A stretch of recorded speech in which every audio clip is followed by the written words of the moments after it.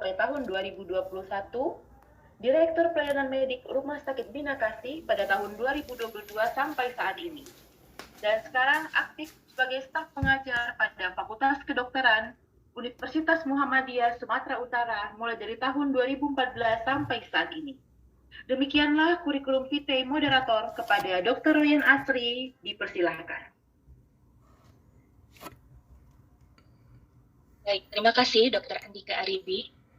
Assalamualaikum warahmatullahi wabarakatuh. Selamat siang, saya ucapkan kepada semua peserta yang masih setia mengikuti seminar hari ini. Walaupun hujan ya, di hari Minggu ini lebih enak sebenarnya tidur, tapi peserta sekalian sudah menunjukkan antusiasme dan semangatnya untuk terus belajar dalam rangka mengupdate keilmuan terkait dunia medis. Saya akan menemani Bapak Ibu sekalian selama 2 jam ke depan sebagai moderator di sesi terakhir. Walaupun kita berada di sesi terakhir, namun materi-materinya tidak kalah menarik dengan materi-materi sebelumnya. Total ada 16 materi dan Bapak Ibu sudah mendapatkan sekitar 12 materi. Dan 3 materi terakhir ini akan menjadi penyempurna rangkaian acara, seminar dan workshop interdisciplinary pain management yang diadakan di Sumut. Senang sekali saya bisa hadir di sini, sebuah kehormatan bisa hadir bersama Bapak Ibu sekalian. Dan hormat saya untuk kedua pemateri narasumber di sesi terakhir ini sudah hadir bersama kita, Dr. Eka Wati. Selamat siang, Dokter.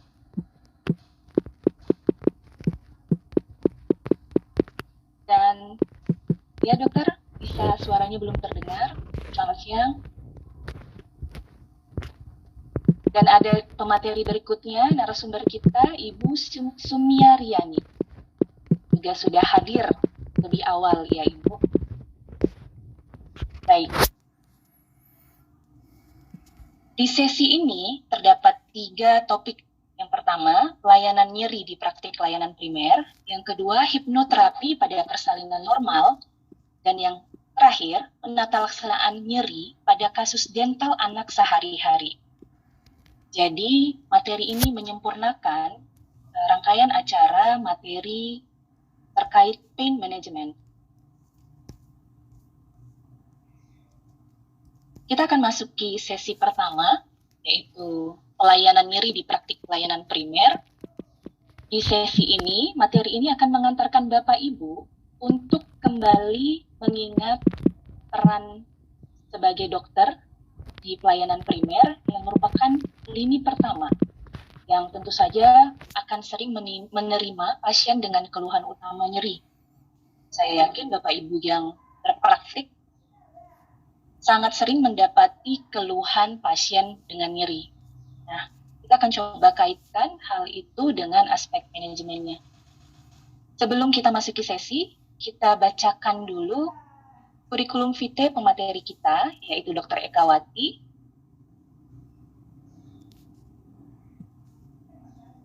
Dr. Eka Wati Suryani Mastari lahir di Pangaribuan 20 Desember 1988. Dia sudah menikah dan merupakan alumni FKUSU Fakultas Kedokteran Universitas Sumatera Utara, selesai pada tahun 2012. Kemudian beliau melanjutkan program studi Magister Ilmu Biomedik juga di Fakultas Kedokteran Universitas Sumatera Utara. Saat ini aktivitas beliau dengan pekerjaan terakhir sebagai staf pengajar di Universitas, sebelumnya di Universitas Imilda Medan, masih ya dokter ya, sampai 2023. Oke, nanti kita tanya sama dokter Suryani. Dan sampai sekarang, aktivitas sekarang juga sebagai staf pengajar di Institut Kesehatan Helvetia.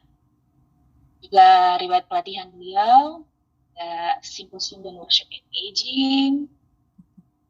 Kemudian beliau juga aktif untuk karya tulis ilmiah dan berbagai acara ilmiah lainnya. Baik, kepada Bapak Ibu, silahkan membuat diri Anda senyaman mungkin, karena ini di sesi-sesi rawan ya.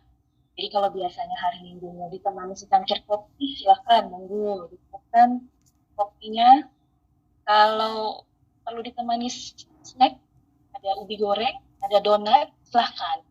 Kami harap Bapak Ibu bisa rileks, nyaman, supaya materi-materinya bisa diterima dengan optimal. Dan tentunya di akhir sesi nanti ada sesi tanya jawab.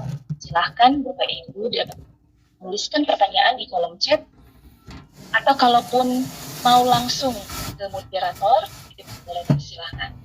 Pada Dr. Ekawati, sesi penyampaian materi berlangsung selama 30 menit dan 10 menit tanya jawab. Dipersilakan. Terima kasih, Dr. Royan. Selamat siang, Bapak Ibu sekalian, peserta seminar hari ini. Assalamualaikum warahmatullahi wabarakatuh. Saya Dr. Ekawati Suryani Mastari, M.Biomed. Terima kasih atas kesempatan yang diberikan sebelumnya oleh panitia kepada saya untuk menyampaikan materi mengenai peran dokter umum di bidang pelayanan nyeri ya, di manajemen nyeri. Seperti yang dinyatakan oleh moderator tadi, saya harap juga Bapak Ibu masih semangat ya dengan kopi atau tehnya, supaya kita bisa sama-sama belajar lagi, merefresh lagi ya materi mengenai yang akan disampaikan pada hari ini. Baik, saya akan memulai. Izin share. Oke. Baik. Pada hari ini topik yang diberikan kepada saya untuk saya ampu ya, untuk saya berbagi di sini dengan Bapak Ibu sekalian adalah mengenai peran dokter umum dalam pelayanan nyeri. Ya, di sini saya Dr. Ekawati Suryani Mastari bersama sebelumnya dengan slide ini dengan Dr. Arifa Devi Fitriani, MKes, di mana kami berdua adalah staf pengajar di Institut Kesehatan Helvetia Medan sampai saat ini ya, Dr. Royan. Kemudian, baik, kita akan mulai.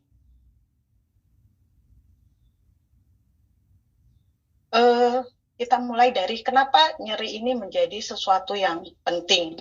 Ya, kenapa nyeri itu menjadi sesuatu yang penting? Karena nyeri merupakan, kalau bahasa saya, pain is the reason of patient became patient. Gitu. Jadi nyeri itu adalah salah satu alasan pasien jadi pasien karena dia nyeri.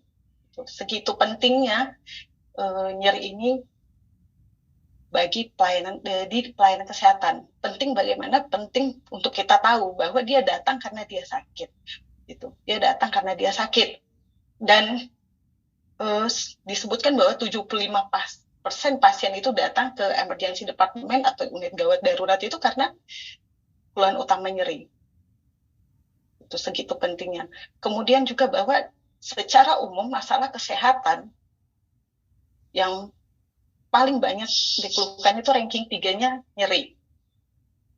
Ya, di mana ranking 1-2-nya itu ya masalah penyakit terkait kardiovaskular dan juga kanker.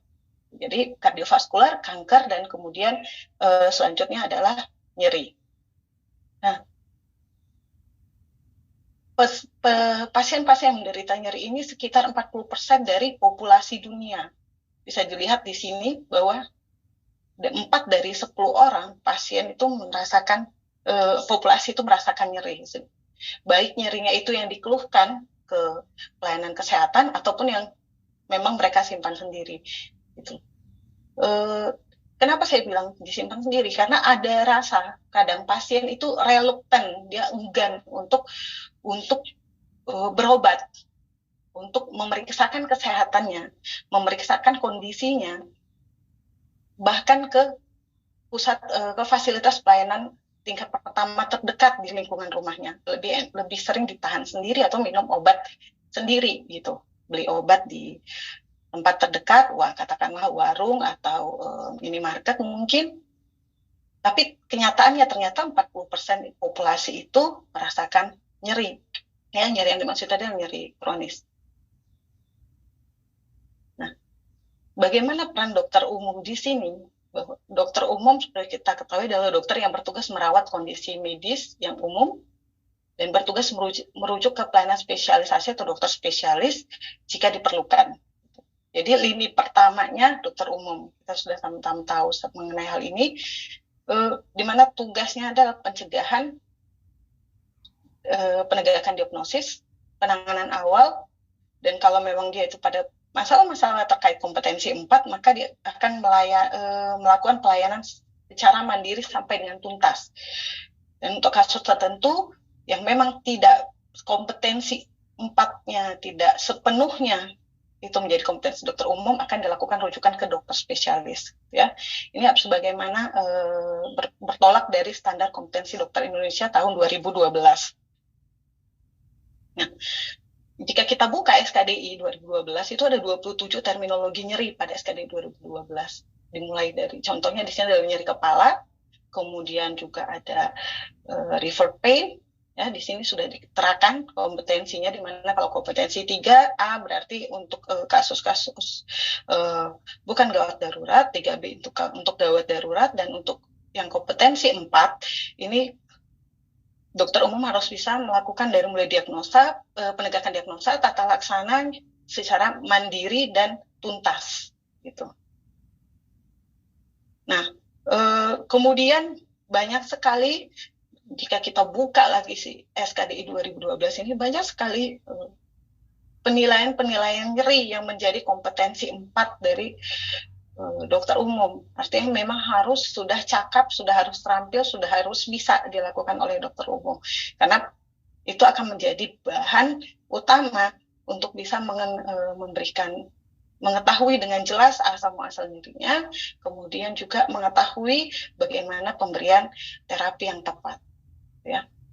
Mungkin ini kemarin sudah ada juga dijelaskan oleh pemateri sebelumnya, bahwa ada, kalau kita cerita patofisiologi nyeri, mulai dari adanya penerimaan atau persepsi nyeri, ada modulasi, ada penghantaran konduksi, ada transduksi, gitu ya. Jadi proses-proses ini yang berlangsung mulai dari perifer sampai ke sentral dan kemudian kembali lagi ke perifer.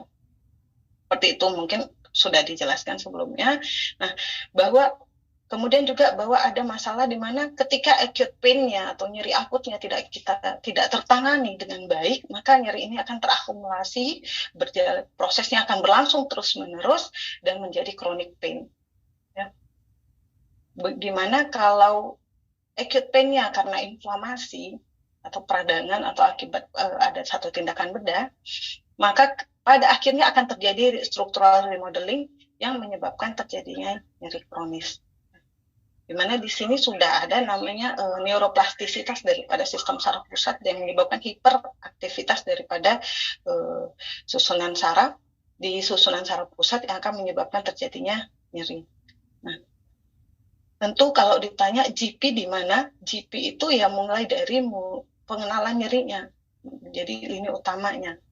Nah, bagaimana kalau contohnya yang terjadi adalah datangnya pada saat sudah terjadi chronic pain, maka kita harus bisa mengenali dia chronic pain, kemudian kita memberikan tata laksana awalnya yang sesuai, dan memang jika memang chronic pain ini kita jelas reasoning kausalnya, atau katakanlah tidak jelas, tetapi kita tahu bahwa kondisi tata laksana awal yang diberikan tidak cukup untuk menyelesaikan masalah nyerinya, pada saat itu memang harus refer kepada spesialis.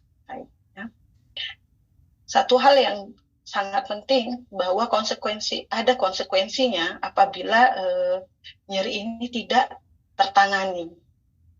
Ya, di mana apabila nyeri itu tidak tertangani, nyeri kronis juga tidak tertangani, maka banyak masalahnya adalah di QOL-nya, quality of life daripada pasiennya. Mulai dari pasiennya menjadi tidak bisa beraktivitas yang baik, yang seperti sebelumnya, kemudian juga adanya rasa gangguan dari psikis, ya, rasa dari ketidaknyamanan yang terus-menerus dan mempengaruhi aspek psikis emosional daripada pasien atau penderita nyeri. Kemudian penggunaan yang akhirnya menggunakan obat nyeri terus-menerus, yang kita sama-sama tahu penggunaan obat nyeri yang terus-menerus ini efek efeknya kemana, gitu ya. Kemudian pada akhirnya tidak hanya mempengaruhi si pasien itu sendiri atau si penderita, ini akan mempengaruhi orang-orang di sekitarnya, keluarga, rekan kerja, atau lingkungan sekitar rumah mungkin akan menyebabkan hal tersebut. Ya. Jadi depresi, helplessness, irritability, gangguan tidur, kemudian side effect dari obatnya, ini akan menyebabkan excessive suffering yang dia semakin menderita, gitu, semakin turunlah ke kualitas kehidupannya, QOL-nya tadi. Jadi kalau kita lihat konsep of total pain-nya ini nih tadi yang ada sosialnya, spiritualnya, psikologikanya, fisikalnya. Jadi ini semua. Makanya ada pada aspek penanganan nyerinya, jadi ada aspek penanganan nyeri biopsikososialnya jadinya. Pada saat untuk pasien-pasien yang kronis, gitu ya. Pada saat pasien-pasien mengalami nyeri kronis, gitu ya. Nah, di pain management itu yang bisa dilakukan oleh GP, yaitu dimulai dari pengukuran nyeri awal yang penting. Masih perdebatan apakah dimasukkan ke dalam vital sign atau tidak, karena apabila dimasukkan pengukuran nyeri kepada vital sign daripada yang harus dilakukan oleh setiap dokter umum, ada kecenderungan kualitasnya itu kualitas penegakan diagnosa justru dianggap meragukan, ada yang seperti itu. Oleh karenanya, walaupun tidak termasuk kepada vital sign, tetapi pengukuran nyeri itu sangat penting di awal dilakukan. Ya, apalagi contohnya nyeri-nyeri kronis yang memang pasien itu menggantungkan harapan penurunan nyerinya itu di FKTP. Misalnya dia datang dengan katakanlah nyeri kronis akibat tulang belakang, katakan seperti itu, masalah tulang belakang, muskuloskeletal ya, muskuloskeletal pain, dia datang, kemudian dia berobat. Nah, ketika dia kontrol lagi, kita akan bisa mengetahui bagaimana keefektifitasan daripada penanganan nyeri yang kita lakukan di layanan primer bila kita memberikan scoring yang pengukuran nyeri yang baik di awal. Gitu. Nah, dengan begitu kita bisa tahu range pasien ini dengan ini tadi benar nggak dia berkurang nggak nyerinya. Jika memang tidak dengan modalitas terapi yang sudah kita berikan, berarti tidak bisa dipertahankan penanganannya hanya melalui primary physician, gitu ya. Berarti harus ke general physician, berarti harus ke spesialis. Hal seperti itu. Nah, kemudian melihat bagaimana manajemen pelayanan kesehatan saat ini, bahwa untuk kasus-kasus tertentu itu akan dikembalikan ke FKTP ya, fasilitas kesehatan tingkat pertama, maka masalah penanganan nyeri ini menjadi sangat penting difahami dan diterapkan oleh dokter umum, dokter yang bekerja di FKTP. Karena pasien tadi ya dengan kebijakan pelayanan kesehatan kita yang saat ini itu diminta untuk dikembalikan nanti istilahnya konsulnya itu rujukan baliknya itu dari fasilitas kesehatan tingkat lanjut itu dikembalikan ke FKTP. Maka kita di FKTP tugasnya adalah memastikan bahwa terapi yang diberikan ini terkontrol. Dan dimulai dengan pengukuran nyeri. Jadi setiap pasiennya kalau memang chief of complaint-nya itu nyeri, maka pengukuran nyerinya harus runut. Oke, kemudian yang kedua adalah sebenarnya apa yang diperlukan, apa yang menjadi goal daripada penanganan nyerinya itu sendiri. Yang pertama adalah relief suffering, karena tadi kita ada cerita dia menderita sekali dengan kondisi yang terus-menerus nyeri tidak tuntas, bisa kemana-mana nanti. Ini ya, dampak dari masalah nyeri itu, maka kita yang pertama relief suffering. Kita kurangin rasa nyerinya. Kita dengan pemberian terapi yang sesuai, yang mungkin sudah dijelaskan di seminar hari pertama ya, sudah begitu banyak pemateri yang sudah menjelaskan bahwa yang utama itu adalah kita bagaimana membuat pasien ini tidak merasa nyeri. Walaupun mungkin konteksnya nggak mungkin 100% tidak merasa nyeri dalam sekali pengobatan, katakan seperti itu. Tapi adalah bagaimana dia bisa merasakan penurunan nyerinya gitu, skala nyerinya berkurang seperti itu. Kemudian increase functional capacity-nya. Nah, setelah nyerinya itu dia rasakan mulai berkurang, maka dia akan bisa melakukan aktivitasnya, melakukan kesehariannya, melakukan katakan dia tadi karena nyeri tidak bisa bekerja, dia bisa kembali bekerja. Karena nyeri dan tidak bisa tidur, dia bisa tidur, yang seperti itu. Akibat goalnya. Kemudian juga meningkatkan kualitas hidup. Karena kembali lagi ke slide yang sebelumnya saya ditunjukkan, bahwa karena dampak tadi itu excessive suffering-nya itu karena kualitas of life-nya yang terganggu. Jadi nyerinya berkurang, functional capacity-nya juga meningkat, kualitas hidupnya meningkat, dia tidak akan sampai di excessive suffering itu. Nah, di sini selain kalau obat-obatan mungkin sudah dijelaskan kemarin ya atau tadi ya dengan pemateri sebelumnya, bahwa ada yang penting bahwa untuk penanganan nyeri yang bisa dilakukan oleh dokter umum adalah don't use placebos gitu. Jadi kita tidak boleh menggunakan placebo gitu. Kita harus memberikan terapi yang benar, terapi yang sesuai untuk penanganan nyerinya. Kalau memang masalah nyeri berarti analgetik di lini pertama ya, berarti kita beri analgetik, bukan dengan kata lain ada suplementasi lah kita katakan di sini, yang kita tahu sendiri dia tidak bekerja di jarak nyeri. Karena tadi kan kita cerita bagaimana sebelumnya sudah saya sampaikan bagaimana terjadinya nyeri, dan semalam juga sudah disampaikan oleh pemateri sebelumnya. Berarti jarak proses berjalan nyeri yang kita potong. Kita menggunakan suplementasi ini agak rancu. Di mana gitu letak daripada suplementasi itu tadi untuk memotong jarak nyerinya? Yang benar adalah nyeri diberikan anti nyeri. Karena anti nyeri juga tidak satu, anti nyeri juga banyak. Dan kemudian juga penyebab nyerinya juga macam-macam. Berarti selain memberikan obat nyeri, maka memberikan penanganan kepada asal nyeri. Gitu ya. Kemudian juga di sini ada poin bahwa promote pain education with all discipline.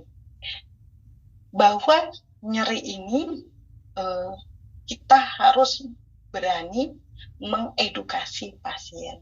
Nah, kelemahan GP kita terus terang yang masih menjadi kelemahan daripada GP di pelayanan kesehatan kita adalah GP dia pindah, harusnya kan ada preventif, promotif, kemudian kuratif dan rehabilitatif. Kita pindah ke kuratif, kita melupakan aspek promotif preventifnya tadi. Kita kadang mungkin ya karena antrian pasiennya banyak, jadi waduh ini mesti kejar waktu, ini pasiennya banyak di luar yang menunggu, nggak bisa kalau ngedukasinya itu satu orang, kalau ambil waktunya kira-kira setengah jam ya kapan selesainya pasiennya, misalnya seperti itu. Tapi sebenarnya banyak di antara kondisi nyeri ini bisa kita tangani di awal dengan edukasi, dengan memberitahu bahwa kita tidak memberikan janji manis kepada pasien, tapi kita memberitahu bahwa proses nyeri itu seperti ini. Bapak nyeri, ibu nyeri karena ada masalah di sini-sininya. Ada masalah katakanlah low back pain gitu ya, atau yang pada orang tua misalnya OA gitu. Kita beritahu dengan bahasa yang tentunya inilah cukup mengedukasi ya, karena kalau kita ngasih taunya gini, ini nyeri lutut karena ini ibu sudah tua, ya berarti kalau udah tua harus sakit itu. Nah itu hal-hal yang sangat risky kalau kita bilang ke pasien. Yang ada kita bilang kondisi seperti ini bisa jadi disebabkan ini ada peradangan yang bisa disebabkan oleh salah satu faktor pencetusnya adalah peningkatan usianya tambah tua. Tetapi bukan berarti kalau udah tua ya pasti sakit, enggak. Itu. kemudian kita beritahu bahwa menangani nyeri ini nggak bisa sekali kerjain langsung sembuh, ada tahapannya. Mungkin berkurangnya seperti ini, nanti setelah itu kita kontrol lagi, Ibu, kita lihat lagi berkurang nggak nyerinya. Kalau memang nyerinya tidak berkurang, maka kita akan cari modalitas lain. Kita harus berani untuk mengatakan bahwa tidak bisa sekali, terkadang tidak bisa sekali perlakuan terhadap manajemen nyerinya. Di bagian itu yang kita, saya tidak bilang semuanya ya, yang kita kadang lost gitu. Kita harus beritahu kondisi sebenarnya bagaimana,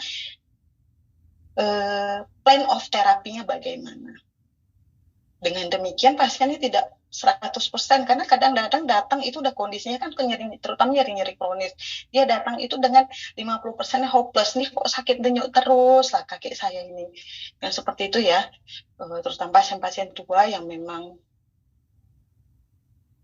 lebih sensitif, pasien-pasien usia tua maksud saya yang lebih sensitif, yang mungkin juga caregiver-nya nggak ada, guardiannya atau pendampingnya nggak ada, tinggal sendirian, bapak ibu sudah tua tinggal sendirian di rumah, hal-hal seperti itu sangat sensitif.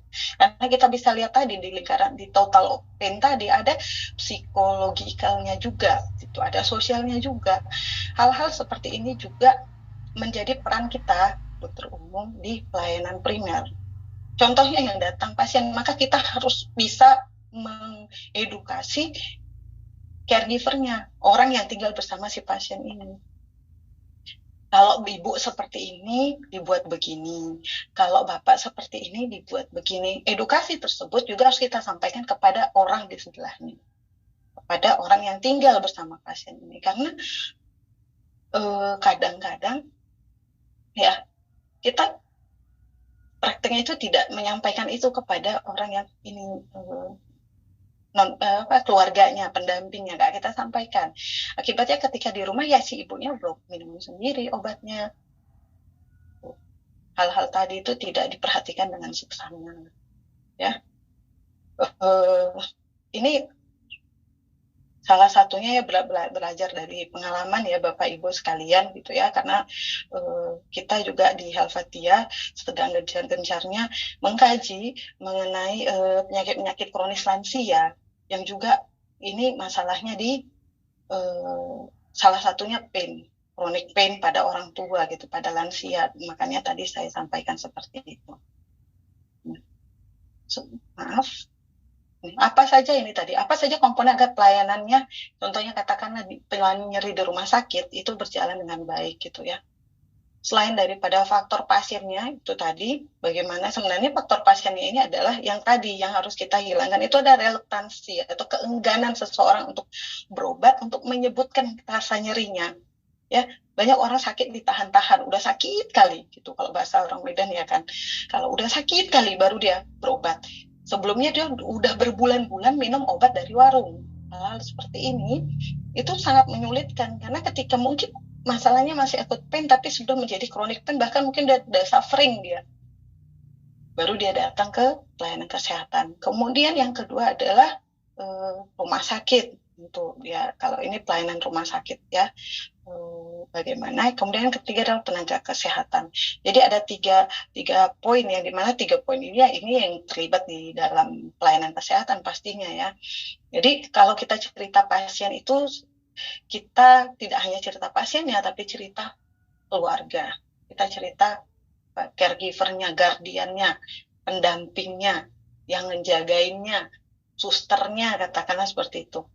Kita cerita di situ. Kalau cerita rumah sakit, bagaimana pelayanan daripada rumah sakitnya, gitu. Kadang-kadang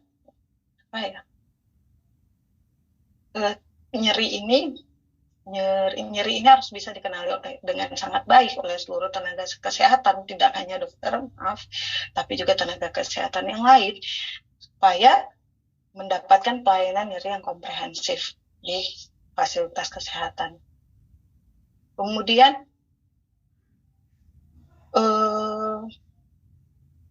kita selanjutnya ke multimodal pain management ya, bahwa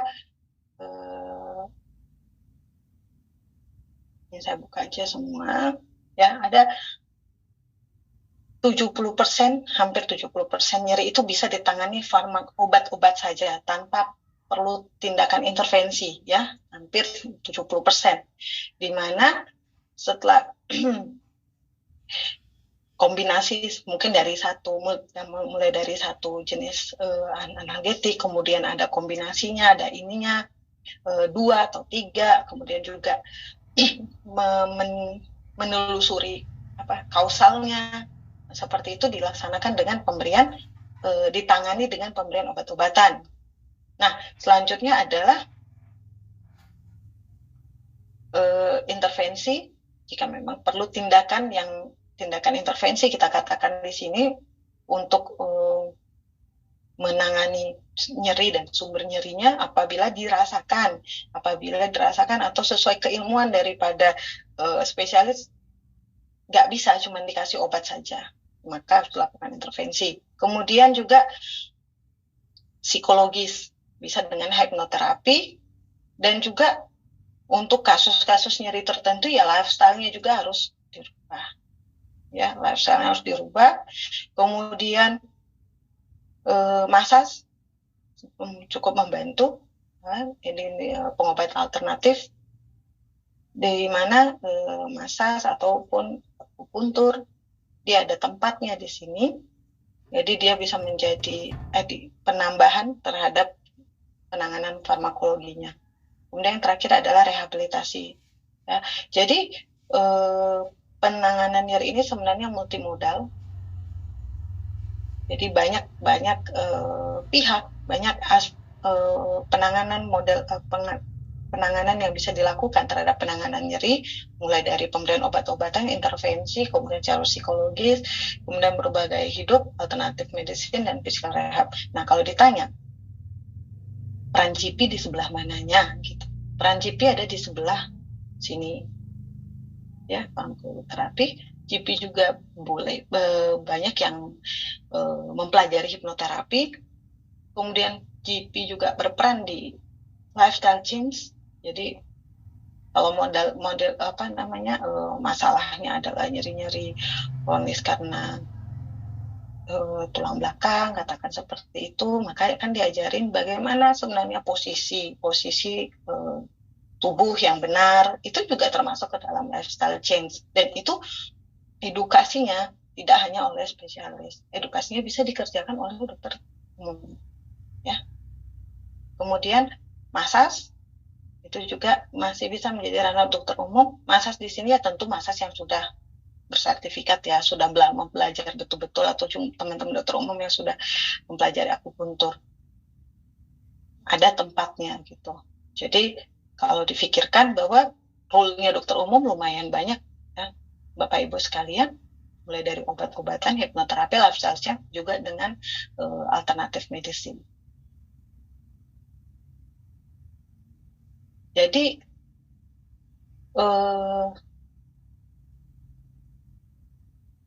alur manajemen nyeri ini yang tadi seperti disampaikan di awal adalah penilaian nyeri yang sedini mungkin. Ini tugas GP, ya. Banyak modalitas, ada verbal rating scale, Wong-Baker, ada numeric rating scale, dan juga Price, ya. Banyak alur manajemennya, modalitas untuk mengukur nyerinya banyak. Kemudian, Baik, Dokter Eka, ya, 5 menit lagi. Oke, terima kasih Dokter Ryan. Nah, ini bagaimana nyeri yang tidak ditangani ini, sebenarnya kalau dari tadi dijelaskan, ya, suffering tadi banyak jadinya, pembiayaan kesehatannya jadi banyak. Itu karena kalau nyerinya tidak tuntas, dia akan berobat, dia akan minum obat yang banyak, minum obat yang tidak terkontrol, kemudian QOL-nya akan terpengaruh, kemudian juga efek samping dari polifarmasinya juga makin banyak, dia belum obat lagi, dia kesana kemari lagi mencari pengobatan, cari pertolongan lagi, itu akan meningkatkan pembiayaan kesehatannya, ya. Nah, ini dia dari studi yang dilakukan di tahun 2019 bahwa biayanya itu bisa sampai 560 miliar atau sampai 635 miliar per tahun. Lumayan, sangat gede, ya. sangat gede. Karena itu tadi kebutuhan orang untuk bebas nyeri supaya hidupnya lebih enak gitu. KOL-nya tadi yang membuat seseorang itu berjuang mencari terus pengobatan supaya dia bisa hilang dari bisa terbebas dari nyeri kronis. Ya, ini dari CDC juga ada hasil studi mereka 90% 90% dari pembiayaan kesehatan itu dihabiskan untuk kondisi-kondisi kronis termasuk nyeri salah satunya.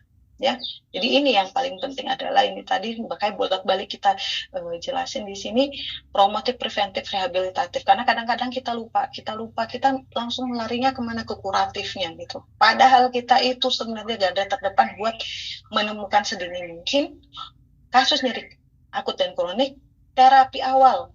Kemudian juga setelah kita memberikan ini pain-nya tidak ada perubahan ataupun kita lihat KOL-nya pasiennya ini terganggu sekali, maka kita akan lakukan pembelian rujukan.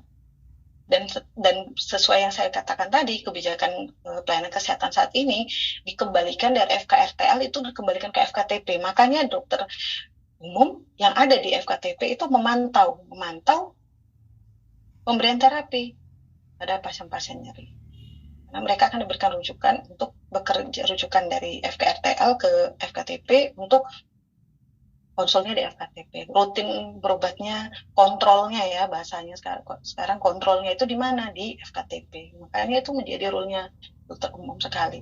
Oke, terima kasih nih kita sudah sampai di slide terakhir Bapak Ibu atas perhatiannya. Saya harap ya saya tidak terlalu cepat menjelaskan. Saya nanti kalau memang ada yang ingin didiskusikan atau ditanya lebih lanjut, saya persilahkan Bapak Ibu. Terima kasih atas perhatiannya. Assalamualaikum warahmatullahi wabarakatuh. Saya kembalikan kepada Dr. Royan. Terima kasih Dr. Ekawati. Memang materi-materi seperti ini sangat diperlukan dok ya. Dengan pemaparan dokter tadi kembali mengingatkan kita lagi bahwa tugas di lini pertama di layanan primer bukan hanya selesai ya, kayak kalau resto itu kan satu konsumen pulang selesai perut kenyang. Tapi untuk nyeri ada aspek manajemen. Makanya judul seminar kita adalah manajemen nyeri. Kalau kita masukkan unsur manajemennya ada perencanaan di sana. Ada monitor, ada kontrol dan evaluasi. Dan peran-peran itu tadi sudah dijabarkan oleh Dr. Eka dengan sangat jelas mengingatkan kembali kita yang bertugas di layanan primer dan berhadapan langsung dengan pasien. Baik Bapak Ibu, saya yakin pasti ada hal yang mau ditanyakan. Jangan sampai saya yang dorong ini di diskusi sama kita. Jadi dok, tadi kalau kita lihat di SKDI ya, kompetensi dokter umum ada sekitar 27 penyakit yang keluhannya terkait dengan nyeri. Saya lihat juga ada river pain dan neuropathic pain dan neuralgia ini C3A. Sisanya adalah kompetensi 4A dokter. Artinya memang dokter umum perlu menguasai penanganan nyeri yang tepat sampai tuntas. Nah, saya tertarik juga tadi mengenai bahwa penanganan nyeri ini adalah modal dokter. Dokter tadi menyebutkan untuk suplementasi ya, pada tempatnya dari jaras nyeri. Dipotong di mana ini kan artinya. Tapi kalau massage dokter ya masuk ya. Massage jadi untuk massage kalau tadi saya bilang suplementasi di sini maksudnya gini. Kadang-kadang kita lihat ada yang gini, pemberian suplemen A itu dianggap sebagai obat utama. Begitu. Nah, itu yang kita rasa tidak pada tempatnya. Karena kan kembali lagi 70% itu kan farmakologi terapi. Karena memang farmakologi terapi kita tahu motongnya di mana gitu ya. Kalau bahasa ininya keilmuannya di jaras sebelah mana lah dia gitu kan. Nah, kalau massage di sini sifat massage ini adalah komplementari terapi sebenarnya.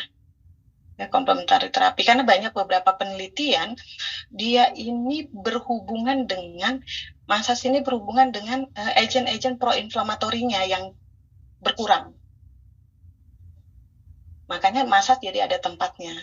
Jadi kalau contohnya kita cerita nyeri berarti kita cerita nanti itu ada sitokin yang terlibat atau katakanlah saya sebutlah sitokin ya di sini, sitokin atau agen-agen proinflamasi yang terlibat, ataupun contohnya neurotransmitter terkait nyeri yang terlibat, masa sini ada penelitian bahwa dia itu bisa mengurangi daripada transmisinya. Gitu. Menguranginya dari mana transmisinya? Dari si agen proinflamatorinya ini yang kurang. Makanya kita bilang ada tempatnya. Suplemen tadi juga sebenarnya ada tempatnya, tapi tidak sebagai tidak sebagai pengobatan utama. Yang kadang yang saya perhatikan, pernah saya lihat juga, kemudian juga banyak studi-studi yang menyebutkan ini bisa gitu. Tapi satu bahasa yang penting bahwa suplementasi not alone. Suplementasi itu tidak sepenuhnya, tapi dia mungkin sebagai adjuvan ya, ataupun complementary. Gitu.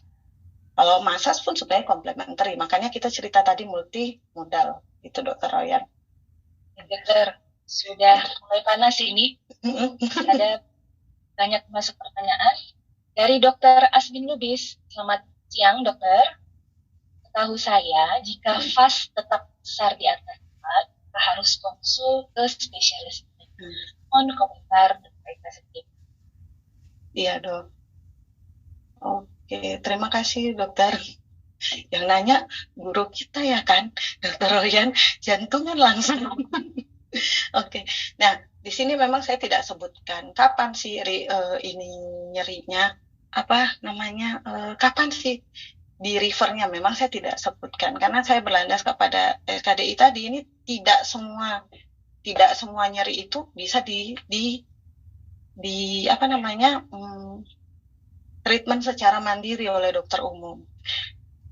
Dari beberapa yang saya lihat di SKDI jelas ya, yang memang dia sebutkan nyeri, di sini hanya ada tension headache dan juga migrain itu berada di 4A dengan tulisan bahwa ada diagnosis tata laksana secara mandiri dan tuntas.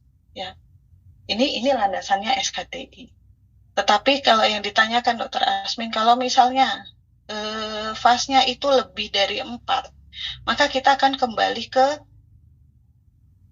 tata laksana prosedur penata laksanaan nyerinya gitu. Ya. Kita juga kondisinya di sini kan kita menilai nyeri. Kalau kondisi fasnya itu lebih dari 4, ya artinya kondisi pasiennya tidak baik-baik saja, dan saya yakin kan kayak yang dibilang tadi bahwa nyerinya itu penilaian awalnya kan nggak satu aja ya kan Dok, nggak cuma fasnya saja, pasti ada penilaian nyeri yang lain yang boleh dinilai juga. Yang kita lupa kadang kan Dok, yang kita lupa itu adalah QOL-nya ya, lamanya. Kita kadang lupa pakai old card untuk memeriksa, untuk menilai keluhan utama pasien ya kan Dokter Royan. Kita kadang lupa, kita cerita nyerinya, oh ini dari berapa lama ini nyerinya, gimana, sakit kali lah sampai nggak bisa begini, udah siap. Kita lupa ada old card yang udah capek kali lah guru-guru kita mengajari kita lupa karena ceritanya banyak kali pasiennya yang ngantri dan gitu ya. Kita lupa nilai old card-nya, kita lupa nilai QOL-nya. Yang kadang hal seperti ini memang ya, kata Dokter Asmin tadi, fasnya lebih dari 4, ya harusnya rujuk ke spesialis. Ya gitu. Nah, kemudian satu penyulitnya adalah kita cerita kondisi lapangan ya Dok ya. Lapangan. Dengan kondisi kita sekarang, kita maunya reverse. Tapi model pembiayaan kita tidak membolehkan kita untuk refer pada kondisi fase 4. Misalnya dengan anggapan lah, kalau ini tension migrain doang atau tension headache harusnya bisa dong dilakukan di pelayanan primer. Hal seperti ini yang agak risky. Jadi kalau Dokter Asmin tadi menanyakan, itu fase yang lebih dari 4 harusnya dirujuk ke spesialis, maka kita akan kembali ke sistem.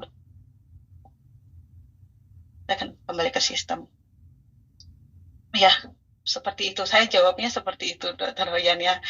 Karena kita kembali lagi kan kita sebenarnya saya hanya di sini untuk merefresh kembali bahwa penanganan nyeri ini kita bisa kerjakan di GP Dan yang makanya dari tadi saya tekankan, kita lupa di promotif preventifnya. Kita cerita kuratifnya aja kan. Kalau berobat ke dokter dikasih obat pulang udah selesai gitu kan. Padahal kayak kata dokter Ryan tadi, enggak selesai di situ. Nggak selesai di situ. Kita tahu dia fase 4, kemudian kita tahu memang kondisi lainnya ABCD-nya masih banyak, ya refer. Jadi tergantung sama kondisi. Kalau kita baca di sini dok, berdasarkan KDI, ada memang yang 3, ada yang memang yang 4. Tapi yang 4 diantara yang saya baca itu, yang benar-benar nyeri tulisannya itu adalah yang tension sama migrain. Gitu ya dokter, saya izin dokter Aswin.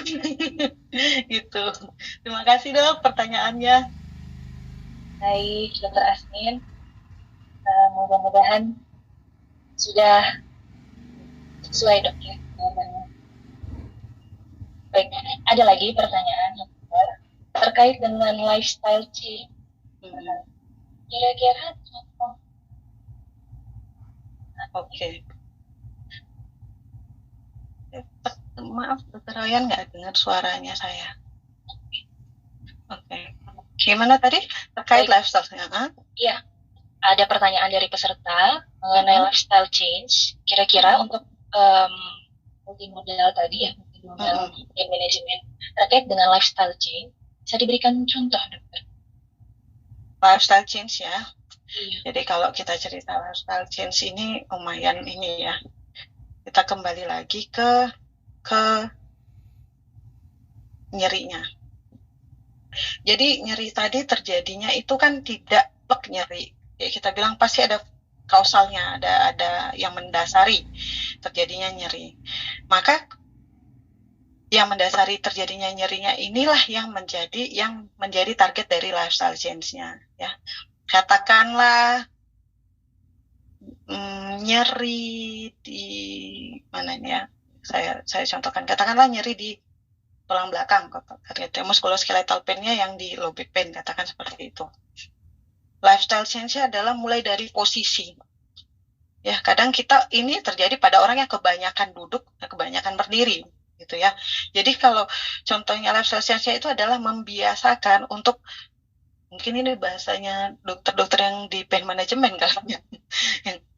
Jadi saya minta izin sebelumnya, saya mohon maaf kalau memang masih ada yang kurang dari penjelasan saya. Tapi kalau yang disebut sebagai lifestyle change, contohnya pada muskuloskeletal adalah posisional. Jadi orangnya bekerjanya itu kebanyakannya duduknya bungkuk begini, kayak orang pelajar ya. Lifestyle change-nya itu bisa dengan dia membiasakan duduk tegak. Itu saja, itu kecil tapi bersangat ngefek gitu. Atau orang yang biasanya kerjanya duduk ngetik doang, dia itu harus upayakan dalam contohnya dia duduk, dia jalan. Karena orangnya duduk aja, atau orangnya berjalan saja dia tidak duduk. Gitu ya. Nah, kalau yang kaum rebahan, yang mageran, ya kan, generasi mager ya kan, Dokter Ryan, itu juga itu sering sakit punggung itu. Ya kan? Dia tengkurap sambil main gitu lah ya, sambil mabar tengkurap.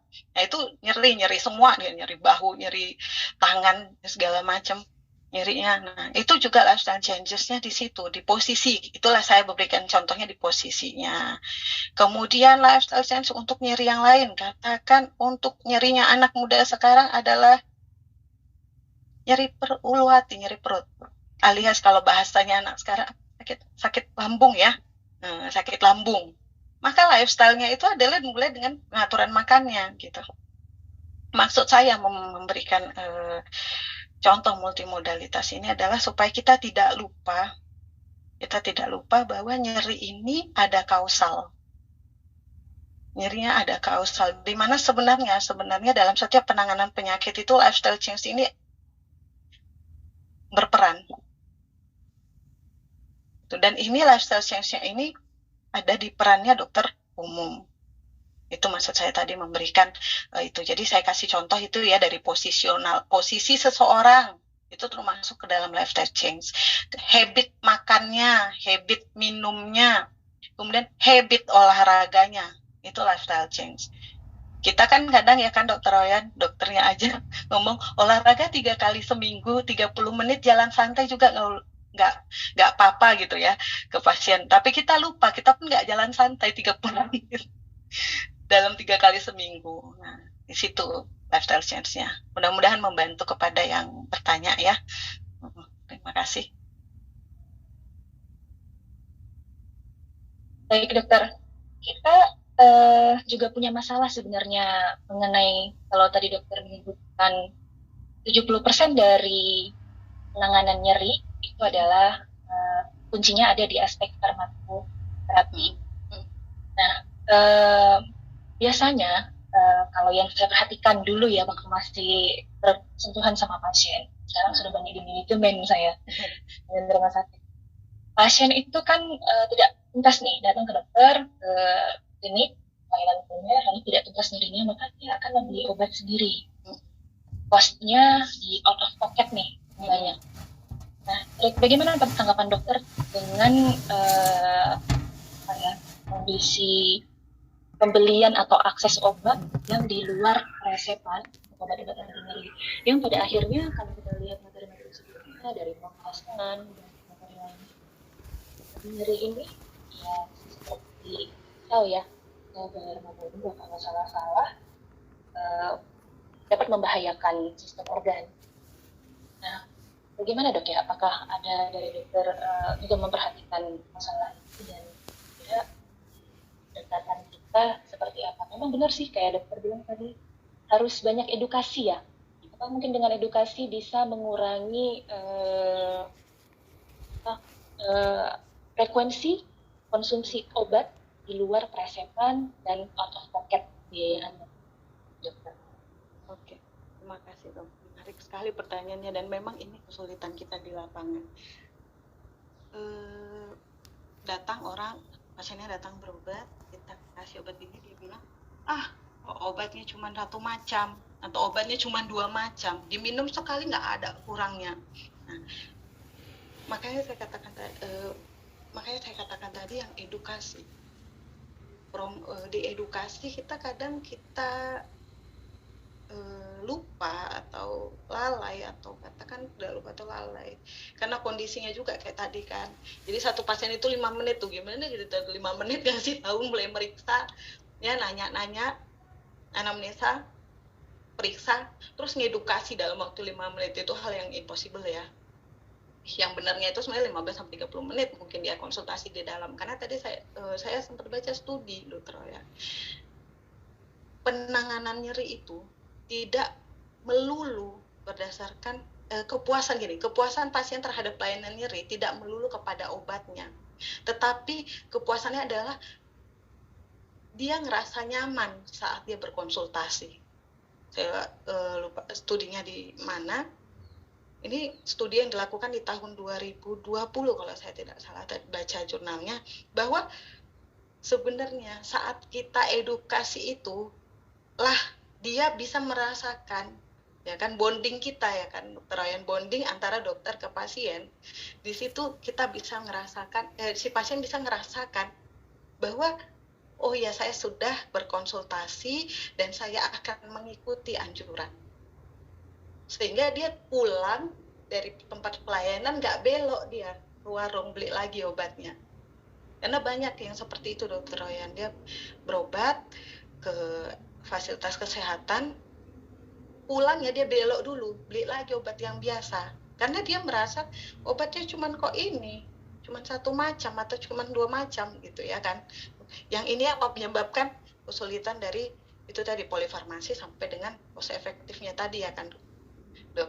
Nah kalau dari saya itu tadi kembali lagi kita harus kembali lagi ke bagian edukasinya. Ya pasien sekarang pinter-pinter dikasih tahu banyak jawabannya gitu ya.